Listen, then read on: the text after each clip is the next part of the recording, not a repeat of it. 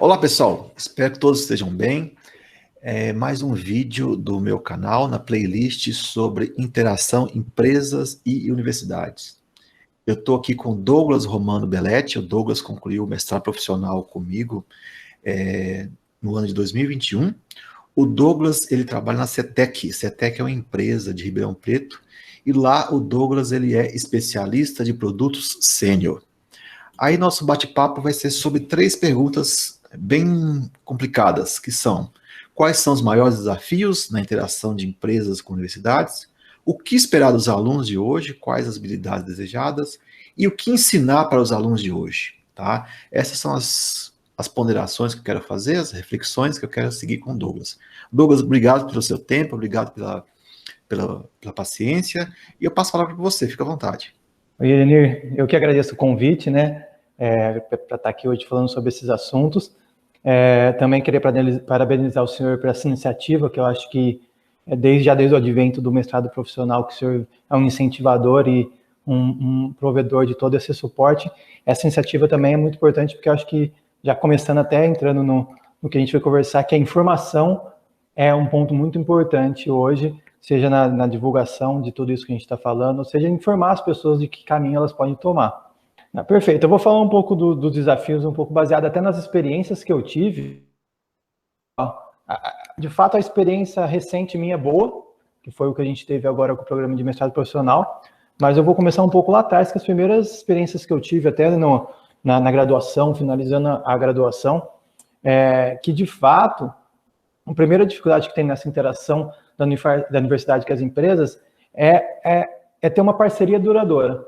Em alguns momentos a gente vê que algumas empresas têm algumas parcerias com universidades, ou até mesmo as universidades chegam até a empresa para realizar uma parceria, mas de fato, pelo menos as que eu encontrei pelo caminho, não eram parcerias que duravam, que se perpetuavam. Às vezes era através de algumas pessoas que estavam passando por lá naquele momento, algum aluno que procurava uma empresa para fazer uma atividade, e depois isso parava ali logo depois. A gente tem falado muito isso ultimamente, né, sobre continuar a parceria, continuar todas essas atividades. Então, por quê? Até um exemplo que eu tenho, que quando eu fui realizar estágio, a gente tinha um estágio obrigatório no final da graduação, e existia até uma lista de empresas conveniadas para eu fazer um estágio. Só que diversas delas, quando eu ia procurar elas para realizar esse estágio, que era obrigatório na minha graduação, esse convênio estava vencido. Não existia mais o convênio. Tinha uma lista, mas esse convênio estava vencido. E já é um segundo problema. Para reativar esse convênio, existia uma burocracia muito grande de documentação, de firmar documentações de convênio entre a universidade e essas empresas. E parece que talvez, se isso onera muito tempo a empresa, ela meio que se afastava. Ela não queria gastar esse tempo em manter um convênio. Então, acho que facilitar esse link, facilitar essas formas de ligação entre a empresa e a universidade é um primeiro caminho, isso já pensando desde lá no começo, né, do estágio, que talvez vai ser o primeiro salto do aluno para a parte das empresas, né. Então, a minha experiência recente foi boa, porque a gente não teve burocracia nenhuma, né, foi o contato, depois basicamente firmar ali o meu elo com a empresa, porque a matrícula no mestrado profissional era na minha pessoa, né, não na pessoa da empresa. Mas eu acho que essa via tem que ser de mão dupla. Então, quando o aluno sai da universidade, ele vai para a empresa, é uma via que ele está indo. E no meu caso, foi eu saindo da empresa agora e retornando para a universidade. Então, se a gente conseguir simplificar esses elos e deixar essa informação, igual a gente está fazendo hoje, mais clara para as empresas e para as empresas principalmente, né, porque elas que não têm essa informação, as pessoas não têm essa informação, eu acho que isso vai deixar mais fácil essa interação. Entendi. Esse problema da burocracia é crítico, né? É terrível, né? Uhum. Isso bem lembrado. Realmente é uma questão que a gente tem que melhorar, essa questão da comunicação, da documentação, tem que ser uns documentos mais simples, né? Uma coisa muito mais rápida do que o que a gente vê. Em alguns momentos ela depende muito do esforço do aluno ou do esforço da pessoa em buscar, sendo que e nesse momento, a pessoa ela está pensando, às vezes, às vezes, na atividade que ela vai exercer, o estágio, o mestrado profissional, sendo que essa parceria, ela, na verdade, ela é um bem comum da empresa também com a universidade. A empresa em si, mais uma ponta ali geradora do conhecimento, e a universidade, né, sendo como uma ponta que vai solucionar problemas dentro das empresas também, a partir de todo o know-how de pesquisa, de conhecimento, de ensino que ela tem. Então, quando fica na pessoa o link disso, não na empresa ou não na universidade, isso se torna um problema, eu enxergo. Pelo menos nas minhas experiências, sempre ficou na pessoa, o interessado, seja o aluno, ou às vezes até um pesquisador, né, igual o senhor, que procura a empresa, mas não a universidade em si ou a empresa em si, como o elo disso. E Douglas, o que esperar do aluno hoje em dia? Na verdade, isso é uma coisa que eu já me questionei muito nessa transição, quando eu estava nessa transição. Em um certo momento, eu tive um contato até com, eu ainda na universidade, tendo contato com pessoas da indústria, as pessoas, pelo menos até naquele momento, a pessoa falava, faltam especialistas, faltam pessoas que são especializadas em certos assuntos. Só que eu não concordava com ele naquele momento. Naquele momento eu era um grande defensor do generalismo, né? Que você tem que ser um generalista para resolver mais problemas. Hoje, já na indústria, mais de 5 anos, eu já tenho uma visão mais ampla. O Douglas de 2015 não estava errado, e essa pessoa que falou comigo também não estava errado. Hoje a gente vê que está muito... Já é um chart comum, já é um desenho comum, o profissional em T que eles falam, né?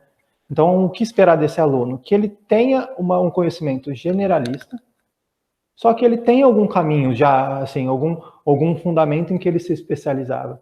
Eu mesmo, por fim, acabei já, até no advento de ter iniciado a carreira numa empresa de instrumentação, eu procurava ser generalista, mas eu já tinha alguns cursos, alguns treinamentos, participações em alguns eventos já na área analítica. Então, tem toda aquela formação generalista e ter um cadeado, algum caminho que você procure uma especialização ou procure se aprofundar naquilo. Nas diversas áreas, estamos aqui falando de química, né? A gente tem... É difícil, às vezes, até mesmo a gente pensar, são muitos campos, né? Como a pessoa, ainda sem aprender, sem começar a trabalhar, vai se especializar. Mas, às vezes, é aptidão, né? Às vezes isso. Mas para quê? Pensando nisso, no generalista e se especializar. Sempre na solução de problema. Então, hoje, o que a gente espera das pessoas, dos alunos, espera que a faculdade, a universidade, ela dá a base, né? Ela dá o fundamento, ela ensina ele a pensar, só que a gente precisa começar a ensinar eles também a solucionar problemas, cada vez mais.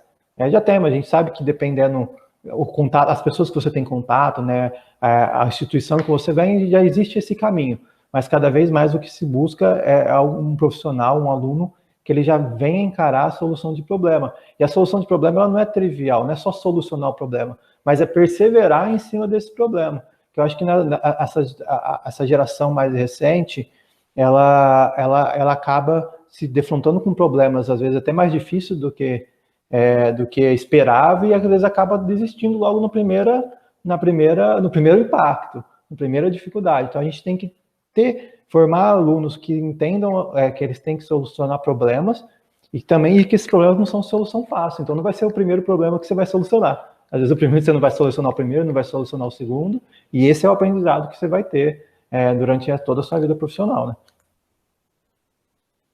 Acho que... Muito bom. Isso aí é importantíssimo, né? Às vezes o aluno, no primeiro baque, ele já desiste, né? Eu vejo muito isso, não na pós, né? Mas na graduação, tenho visto bastante esse problema, né? Eu noto, isso talvez é uma percepção minha, não é verdade, mas eu noto que essa geração recente tem se encontrado mais com isso.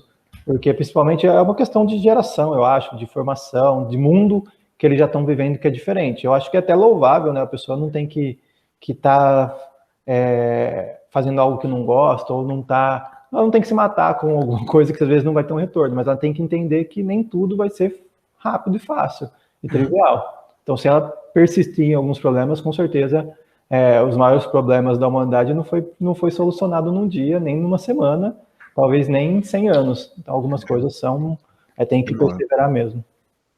Legal. Douglas, a última pergunta agora. E o que a gente deve ensinar para o aluno que vai, por exemplo, procurar um estágio na CETEC? O que a CETEC está buscando?